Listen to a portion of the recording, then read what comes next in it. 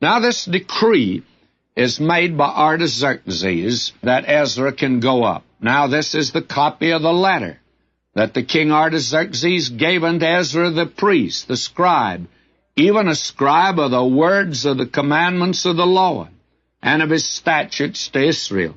Artaxerxes, king of kings, unto Ezra the priest, a scribe of the law, of the God of heaven, perfect peace, and at such a time. Now he goes on and says, I make a decree that all they of the people of Israel, and of his priests and Levites, in my realm, which are reminded of their own free will to go up to Jerusalem, go with thee.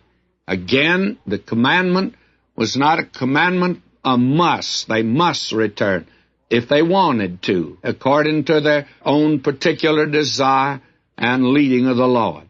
Now we're told, verse 14, For as much as thou art son of the king and of his 7 counselors, to inquire concerning Judah and Jerusalem, according to the law of thy God, which is in thine hand, and to carry the silver and the gold which the king and his counselors have freely offered unto the God of Israel, whose habitation is in Jerusalem.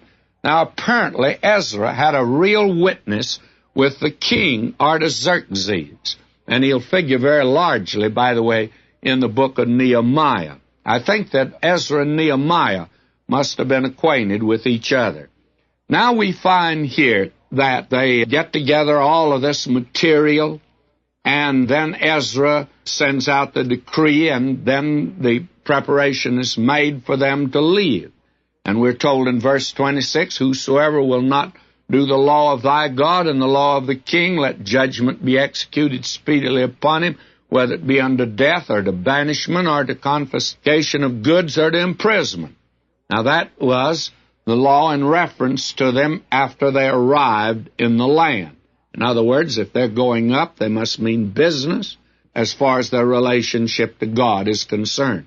Now, verse 27, this is the thanksgiving of Ezra. Blessed be the Lord God of our fathers, which hath put such a thing as this in the king's heart, to beautify the house of the Lord which is in Jerusalem. Now, not only was it rebuilt, but now it's to be beautified.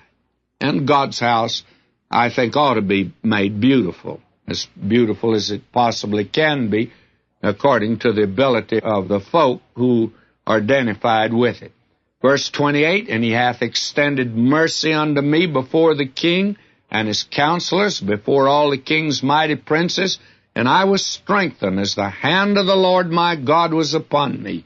And I gathered together out of Israel chief men to go up with me. Now, actually, a very fine delegation, not as large as the other, but apparently a great many of the leaders returned back to the land.